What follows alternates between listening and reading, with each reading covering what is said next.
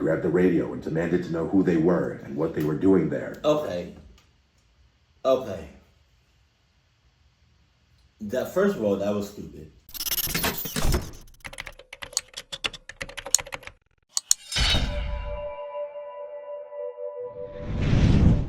Sup? Got your snacks, cuddle buddy, and your goddamn daters. Let's go. Sup though. Every last story is gonna be clocked, especially this one. Cause you know they Brace scared. yourself for the literal terror I'm about to share with you. I don't even know if this is the place for a story like this, but I can't think of anywhere else to talk about it, and I just need to put it out there. I've told everyone under the sun about this. My family, my neighbors, my friends, random news outlets. It's never enough. I can't really explain it, but I feel some weird obligation to inform as many people as possible about what's been happening to me. So here goes.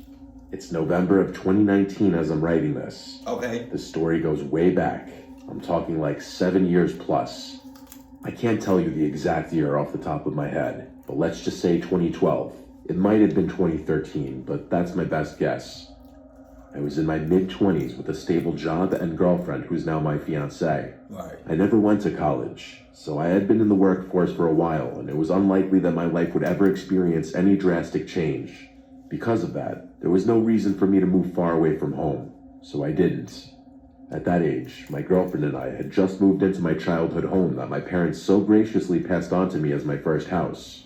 It's an extremely old brick house that my dad had actually inherited from his parents when he was around 40, so I'd be keeping it in the family.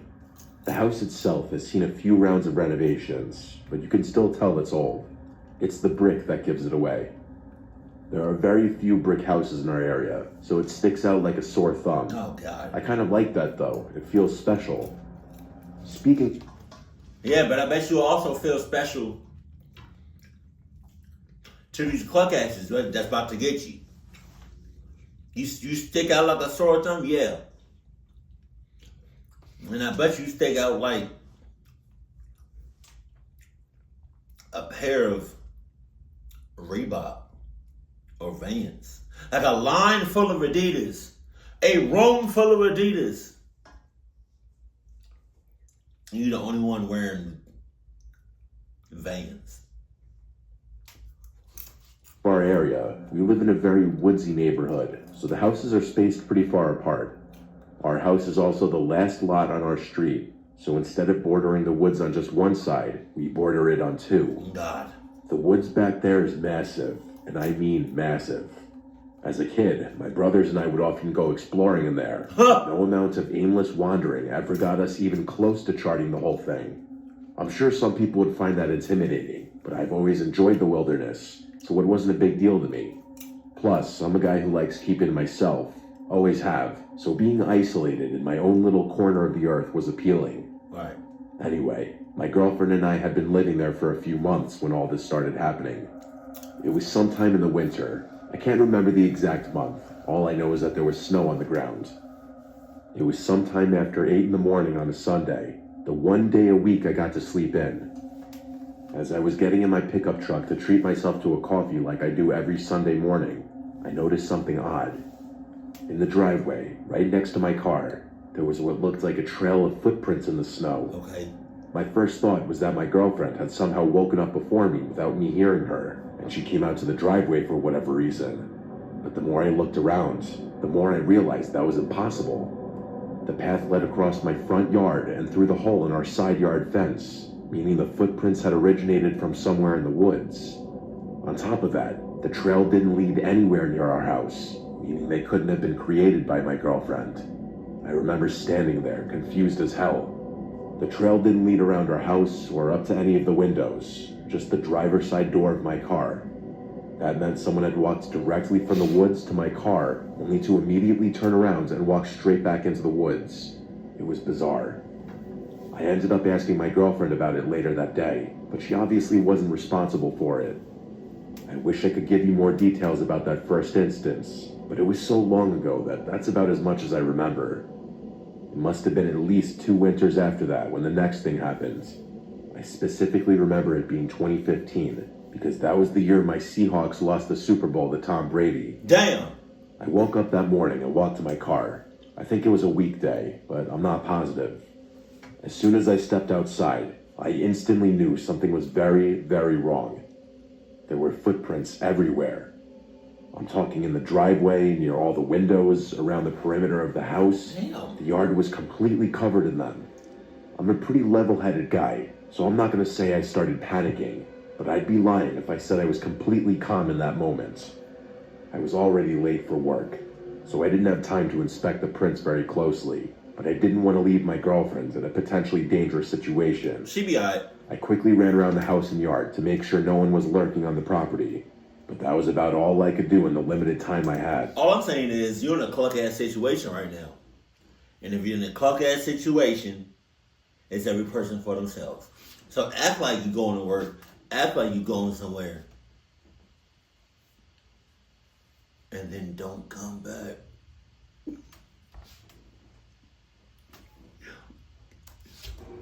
As I was pulling out of the driveway, I texted my girlfriend about the situation so she wouldn't freak out. I ended up leaving work early that day, mostly because the situation was stuck on my mind. By the time I got home, my girlfriend had made some shocking discoveries. As soon as I pulled up, she beckoned me into the yard and pointed at one of the trails, saying it had been bothering her all day. At first, I was confused, but then I realized what she was talking about. None of the footprints had left any shoe marks. I felt like an idiot for not picking up on it sooner.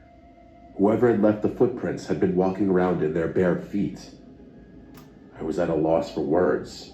Who the hell would walk around barefoot in freezing cold temperatures? A cluck ass? My girlfriend suggested that maybe it was some kind of animal, but the prints genuinely looked like 2 human feet. We went inside and called my dad, but he said he'd never experienced anything like that in all of his years of living in that house. He lying. He told me to grab my rifle and try tracking down whoever had left the footprints. I really didn't want to, but I knew this kind of thing was my responsibility. My girlfriend wanted to call the police, but I knew that would be a waste of time. Get some security cameras. They had some security. Did they have Ring cameras back in when did Ring camera come out? Or like get a doorbell camera or something. Get some sort of cameras and set them up. What's up? We had no evidence that a crime was committed, and I didn't think trespassing would warrant a search. I told her I'd call the police if I found something in the woods, and she agreed. Like I said before, that woods is its own world, so I told myself I'd turn back as soon as the sun started going down. I slung my rifle over my shoulder and headed out. I must have been following the trail for like 30 minutes. Damn. When I noticed something really strange. Seemingly out of nowhere, the trail split into 2 diverging paths. I didn't know which one to follow. Hell, I didn't even know that was possible.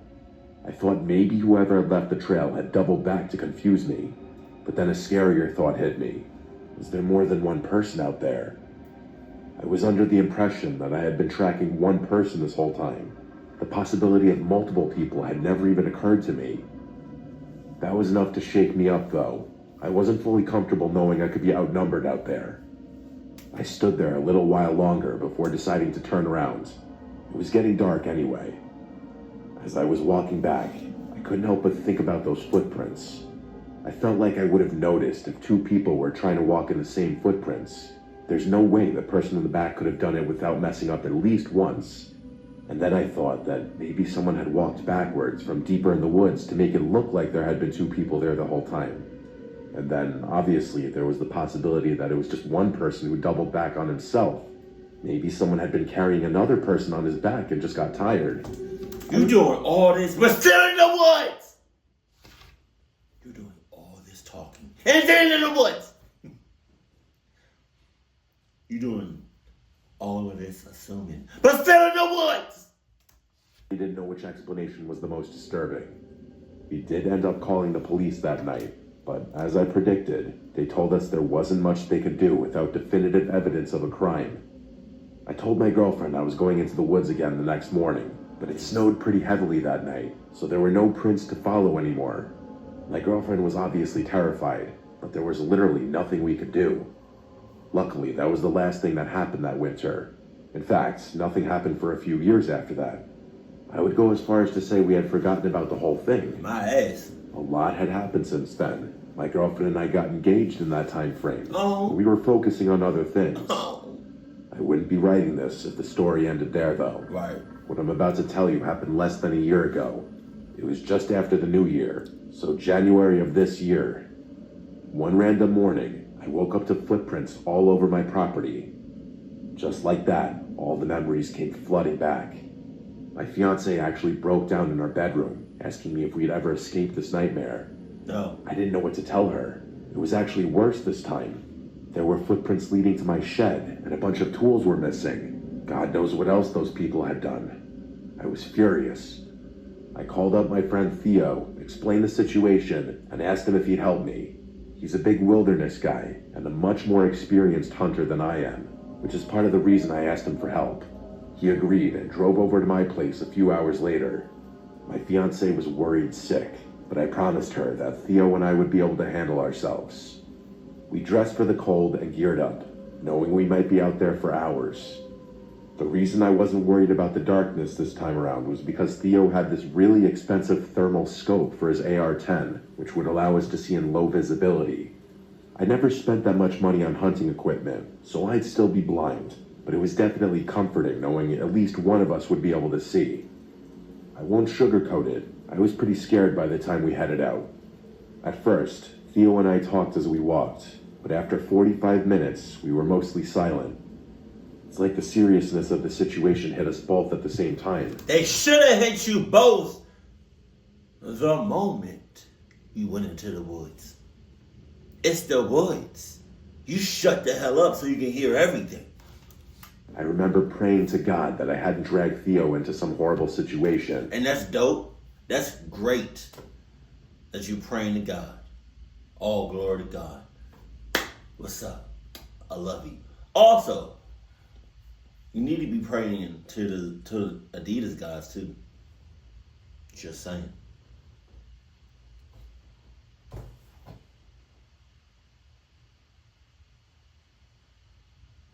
Or no, Adidas gods. I feel like there are Adidas gods, and you should pray to them too. I'm not sure how long we walked after that, but eventually, the tracks once again split into two sets of footprints. We followed the one on the left for a few minutes, but at one point, the trail just stopped abruptly. We retraced our steps back to the split, and Theo made a comment about whoever left the tracks really didn't want to be followed. I didn't want to think about it, so we just kept following. If you don't want to be followed, then why would you leave? Why would you be leaving footprints all around my house? And then leaving a trail. That doesn't make what? Prince in silence. I'm not kidding you. There were at least 3 other dead ends that forced us to retrace our steps, wasting valuable daylight. I remember thinking how remarkable it was that someone could walk backwards so perfectly that a trail of footprints didn't look like it had been stepped on multiple times. I'm telling you, it wasn't normal. The one upside, which Theo pointed out to me, was the dead ends likely meant we were tracking just one person. Eventually, it started getting dark. We were really deep in the woods at that point. I didn't recognize my surroundings at all. The trail of footprints didn't diverge for a long time after that. Theo said whoever we were tracking had probably given up trying to make dead ends. Another 5 minutes or so passed, and the footprints started getting noticeably deeper. We were getting closer. At one point, another set of footprints appeared right alongside the original. Theo cursed and whispered that he had been wrong, and that we were probably tracking 2 people. The sun was basically all the way down now, so Theo was checking his scope every so often.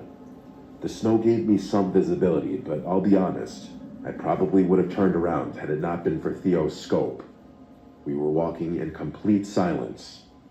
Out of nowhere, I felt Theo's arm reach against my chest, Don't do that. motioning me to stop. I looked at him, and he was looking straight ahead through his scope. I couldn't see what he was looking at, so I just kept looking at him. It looked like he was holding his breath. I had never seen him so still. After a good 20 seconds, he slowly made his way over to the nearest tree and crouched down. I followed suit, not even questioning why. He looked through his scope again, and I could see his hand begin to tremble slightly. Another 20 seconds of complete silence. I was dying of suspense, so I lightly tapped his shoulder. He lowered his rifle and silently handed it to me. I looked through the scope and had to fight back a scream. Oh God, what? There were 4 figures huddled in the snow. Oh, shit! At first I thought they were bears, but I quickly realized they weren't. They were human beings. Oh my God. 2 of them were large and hunched over, and the other 2 were smaller. The smaller ones were clinging to a nearby tree, wildly jerking their heads around. They were eating something. I couldn't make out faces or details. Thermal scopes don't give you that, but I could see enough to know they were naked. It was the most terrifying thing I have ever seen with my own 2 eyes. Oh my God. Eventually, the larger ones picked up the smaller ones from off the tree and placed them on their shoulders. So what the hell do you do at this point? Do you just stay still and watch them? Or do you haul ass like a mother clock? They then began walking deeper into the woods. Okay, yeah. Theo and I sat under that tree for what felt like an hour. We didn't dare move until we were positive that there was no way those things could hear us. By the time we got back to the house, hours later, I was surprised to find my fiancée was still awake. She told me she couldn't sleep knowing I was out there. Oh, yeah? That's what we found. I'm surprised she didn't I leave. told her in as minimal detail as possible, but she was still horrified. We called the police that night, who told us they'd search the woods the first thing the next morning. Theo agreed to stay the night so the 2 of us could assist the police. The next morning? Clutch, come out here now. What are you talking about? They're gonna be good. They're gonna be gone in the morning. Search. The next morning, the police searched the woods with our help, but called it off after a few hours due to the partly covered up footprints. See? My fiancé demanded that they keep searching, but they said they couldn't sanction a huge search over some missing tools. I don't blame them, but it didn't feel like closure. Theo and I knew what we saw. Winter's fast approaching, and both my fiancé and I are worried those people are going to come back again. We're seriously considering moving, but haven't been able to get the ball rolling on that. I don't really know what to think. Like I said earlier, I've told everyone I can about what's been happening to us. It's literally been going on for years. None of my neighbors have ever experienced anything like this, which doesn't make sense to me. I don't know why my house is getting targeted or what those people even want. Didn't you just say that your house stick out like a sore thumb or something like that? It sticks out more than the other houses? And like you're at the end of it, next to the woods? What you talking about? Some of my friends think they're harmless, but other people tell me I'm in grave danger. I think I'm going to try and seal off my yard from the woods. Oh, yeah? But I don't know what else to do besides that. You just now doing Hopefully that? we can move out soon. You just now doing that? Leave him, Craig! Oh, God. You know it's club. Last summer, I decided to tackle a major section of the Pacific Crest Trail. All right. I've always loved hiking, especially solo trips. My plan was simple. Park my car at the end of the section, hitch a ride to the trailhead, and hike back over the course of a little more than a week and a half. With your phone? It sounded straightforward enough at the time. The first few days went smoothly, about how I expected. Please tell me you have your phone though with you, like, please. Please. Well, if this is a public trail, and I feel like people that live over there, or I feel like some people know about this trail, so I don't know.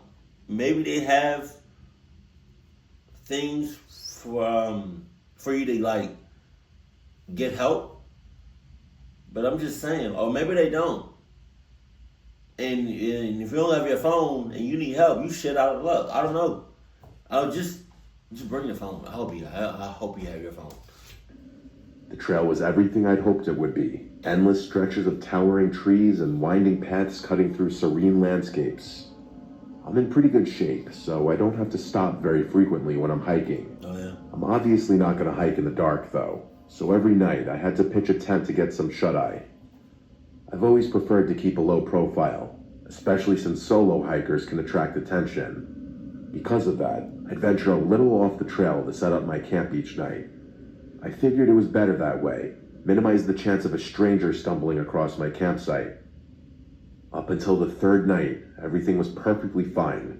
But what I'm about to tell you is the reason why I'm taking an extended break from hiking or any kind of wilderness exploration for that matter. It's hiking. I woke up in the middle of the night with this odd sense that something was wrong. It was the kind of gut feeling you can't explain, but you know better than to ignore. I looked around my tent. Everything seemed normal inside, so I decided to have a look around the campsite. I drew my rifle, grabbed a flashlight, and unzipped the tent. There was no one out there. No one that I could see, at least. I returned to my tent and started checking my pack. That's when I realized my wallet was gone. Oh, God. At first, I thought I just misplaced it, maybe left it outside the tent or buried it somewhere in my gear. But after tearing through everything, it was clear someone had taken it. My personal information, cash, credit cards, all of it. How was that even possible, though? Had someone broken into my tent just to steal that one thing and leave? It was unlikely, but randomly misplacing it was very uncharacteristic of me. I came to terms with the unfortunate conclusion that I had probably lost it myself. Things only got worse from there, though. Over the course of the next few days, I started to notice more things missing. Small items, seemingly random things. One of my lighters, my Swiss Army knife, a few energy bars. I knew I wasn't just misplacing everything. Someone was stealing my belongings. Part of me didn't want to believe it, but by the fourth day, it was undeniable. I was being stalked. There wasn't any cell coverage on that part of the trail, so it wasn't like I could alert someone about my situation.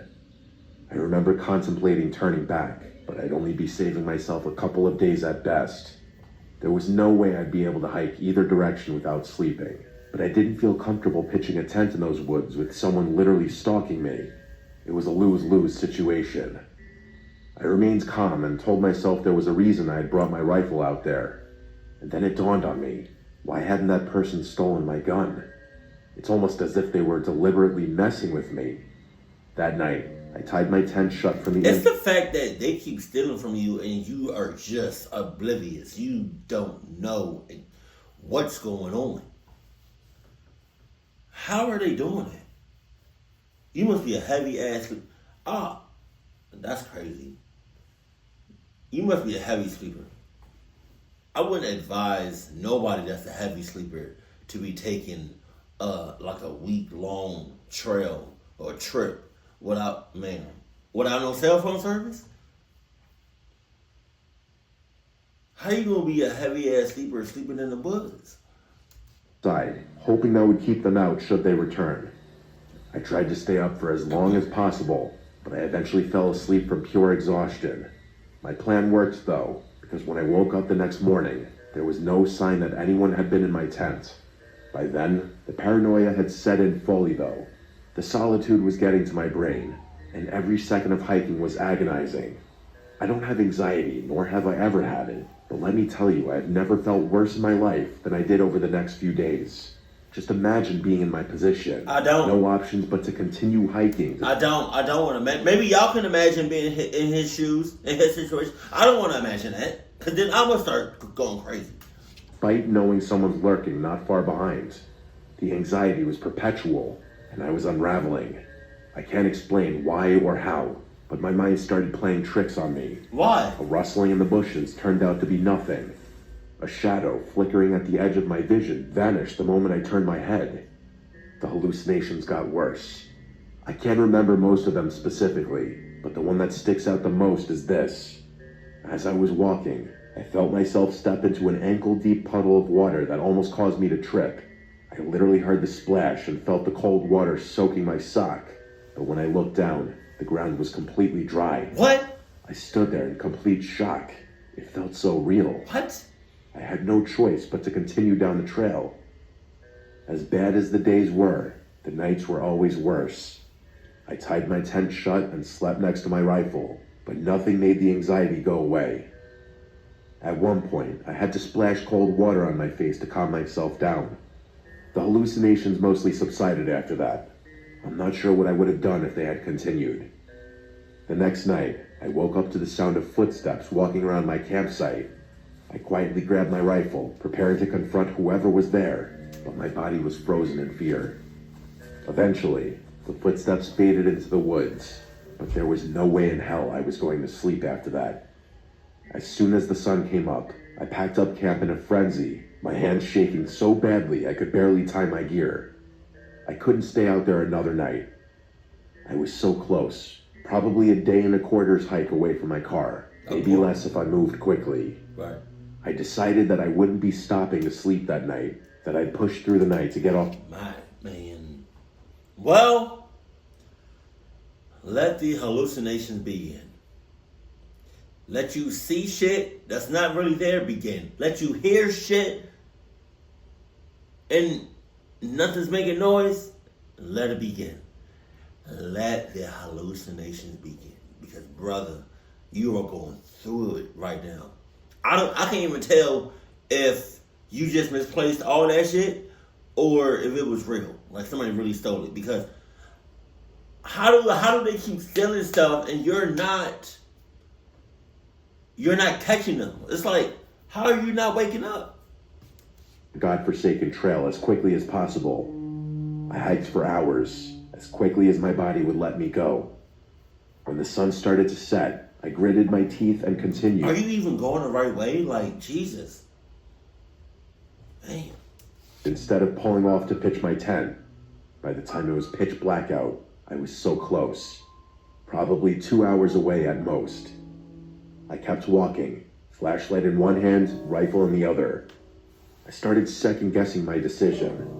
I had never hiked in the darkness before, and I was not prepared for how difficult it was. That in and of itself was scary enough. I kept going, trying to keep my breathing steady. About an hour passed. I was getting closer. And then I heard it. Somewhere behind me, I was sure I heard footsteps.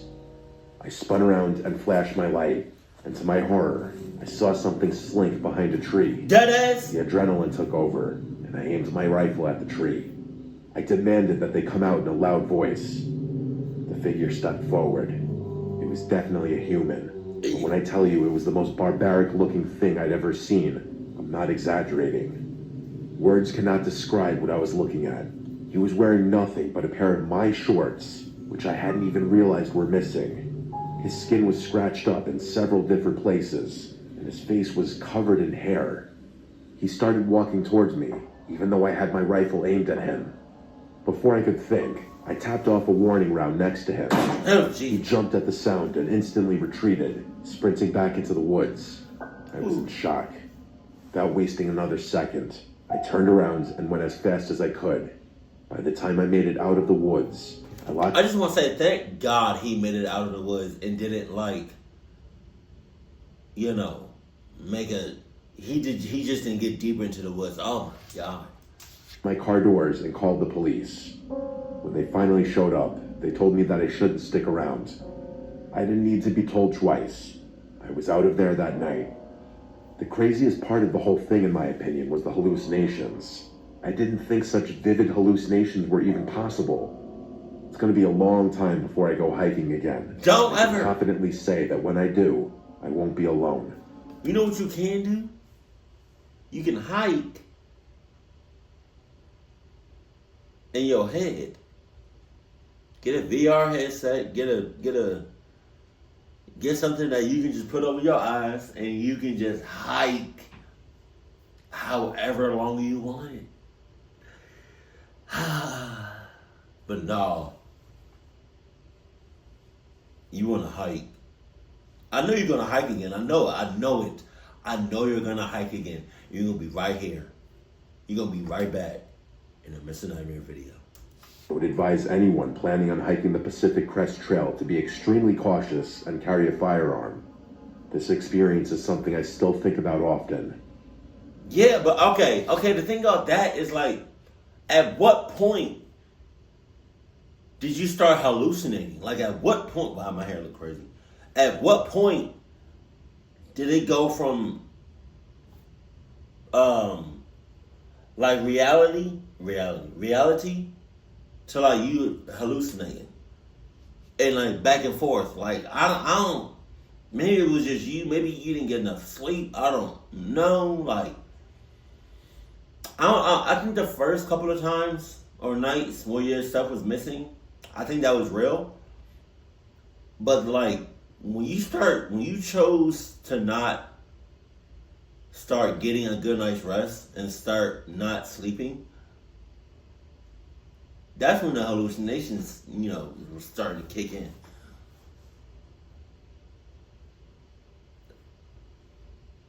And the fact that you didn't have no Adidas anything. That's the biggest thing. Mr. Albertson, I said it right. I apologize in advance if I mess up any details about the story I'm about to tell. Right. This is something that my best friend told me multiple times several years ago now. Okay. It's one of those stories so unsettling you can't shake it even after hearing it more than once. Gotta shake it. My friend's dad was a logger, specifically a tree saw operator. For those who don't know, a tree saw is a massive machine capable of cutting down giant trees and slicing them to specific lengths. His job meant long, grueling hours. For what? To make space to build a neighborhood? To build houses, apartments? What's the point of just tearing down them trees just to tear it down to build businesses and stuff? Ah, man, that's a lot of trees. Often alone in the deep, secluded forests of the Pacific Northwest. The way his logging crew works, he was paid based on the number of trees he cut down rather than the hours he worked. Oh, yeah? So he would often push himself to work 16 to 20-hour days to finish jobs as quickly as possible. After he and his coworker finished their part, the rest of the crew would come in to clear the felled trees and transport them to the mill. While he spent about half of his time working alone, the other half was spent with his friend Griffin, another tree saw operator. They used radios to communicate, especially when they worked on opposite ends of the same job site. Damn. A number of years ago, my friend's dad and Griffin were assigned to a remote job site high up on a mountain. It took the company over 3 weeks just to clear a road wide enough for their trucks and equipment to make it to the site. By the time they began work, they were positioned in an extremely desolate part of the mountain. They were already 10 days in, making good progress, when they started hearing strange chatter over their radios. At first, the voices were muffled, just faint, static-laden murmurs that didn't make sense. Murmurs? They tried switching channels, but no matter what they did, the chatter followed them. Anyone who's used a standard radio knows how strange that is. It should be impossible for anyone to follow you when you're switching channels. As they progressed farther up the mountain, the voices became more distinct. They couldn't hear full conversations, but based on what they could hear, they both agreed that the tone of the conversation fragments felt off. My friend's dad said it sounded almost casual at times, but the content was unintelligible. They also started finding strange signs that people had been there before them. Random containers, footprints in the dirt, and small makeshift campsites. Like I said before, they were in a place so remote it was practically inaccessible, so these discoveries were deeply unsettling. No one should have been up there. One day, Griffin came across a tent hidden just off a trail and called my friend's dad over. They decided to investigate. Inside, they found a single sleeping bag and a duffel bag filled with the most disturbing things imaginable. Multiple pairs of children's underwear, duct tape, rope, and crude sketches of children being molested. Oh, God. There were even photos of a fresh apple indicating whoever owned it had been there recently. Apple? Griffin wanted to pack up and leave immediately. My friend's dad, ever the workaholic, insisted they finish the job. They agreed to limit radio communication to emergencies only and decided to keep working. That night, they sat in the camper, unable to shake the dread that hung over them. The radio crackled to life again, and this time, they could make out snippets of a conversation between two men. They were talking about mundane things, collecting water and firewood, but the realization that these men were likely connected to the tent freaked my friend's dad out. Griffin wasn't as fazed, but my friend's dad was losing it. The next night, my friend's dad decided to confront them. When he heard the men talking about gathering bush for a fire, he grabbed the radio and demanded to know who they were and what they were doing there. Okay. That, first of all, that was stupid for you to confront them like that, because there's a lot of variables with there's a lot of problems with doing that. And a few of those problems are you don't know who they are. You don't know how trained they are. You don't know what they got. You don't know who they with. You don't know. That's just 4 things right off the bat. You don't know that they don't know you don't know that they don't know that they might know where you at. They might be keeping tabs on you. That's 4 to 5 things right off the bat right there. I would just left well enough alone and moved somewhere else. The radio went silent immediately, and the men didn't respond. That silence was almost more unnerving than the chatter. Griffin was upset that my friend's dad had announced their presence, and the two of them got into a brief argument before deciding they'd escalate the situation the next day. Around midnight, Griffin shook my friend's dad awake, whispering that someone was outside the camper. See? The first thing he noticed was the soft sound of footsteps crunching on the gravel outside. Heart pounding, I just want to let y'all know, this is dad's fault for confronting him. Because it's his fault, we throwing him out to the woods. We throwing him out to the Gators. We throwing him out to the Cluckasses. Him. That's the guy you want, not us. Not us. I do not want to confront y'all. What do y'all do? What y'all do out here in the woods? That's on y'all. We just trying to do our jobs. Oh, he's the one you want. He's the one that confronted y'all. So we not with him. Y'all go ahead and yank. Y'all go ahead and yank. Take him. Take him. My best friend, I don't even like him for real. I don't like him. I don't. Sorry. I don't like him like that. Yeah. Pulled for his gun, only to realize it wasn't loaded. He had no idea where his ammunition was. Griffin was unarmed, and the idea of calling the police was laughable given their location. They both sat frozen as they heard the camper door handle jiggle. Jesus. The door creaked open, but didn't fully swing inward. Their camper was high off the ground, and there was no ladder or stool to climb up. Then came the scratching.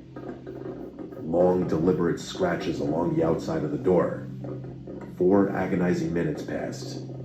Finally, my friend's dad nodded at Griffin, signaling he was going to check it out. He moved quietly toward the door, gripping a flashlight in his shaking hand. Just as he reached the door, it burst open, and he was struck across the face with a knife. His pain was blinding. He fell out of the camper, hitting the ground hard. Before he could recover, a man was on top of him, pressing the knife against his neck. Oh! Another man appeared, kicking him repeatedly in the head. Griffin, without hesitation, leapt out of the camper and tackled the man with the knife. The second man bolted into the darkness, and the one... You see what happens when you don't mind your business? You get clogged up. Knife to the face, knife to the neck.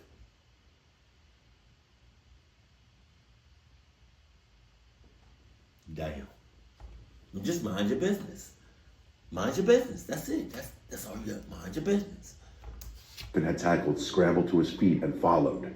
They disappeared into the forest. Griffin helped my dad's friend back into the truck, and they drove 2 hours to the nearest hospital. It was bad. His face was a bloody mess, and there was a cut across his eye so severe it permanently damaged his vision. Damn! They reported the attack to the police, but nothing came of it. What do you mean? 2 weeks later, as the rest of the logging crew finished the job, one of their co-workers was found bound, gagged, raped, and murdered in a ditch. No arrests were ever made. To this day, my friend's dad struggles with PTSD. His right eye, with its disfigured pupil, constantly reminds him of that night. I'm sure he hasn't had a full night of restful sleep since. I've been terrified of deep woods for a long time now, mostly because of my friend's dad's experience. I haven't heard from my friend or his dad in years now, so I can only hope he's doing all right. I'm sure, 100%, I guarantee it. They're going to start minding their business now. Mind your damn business.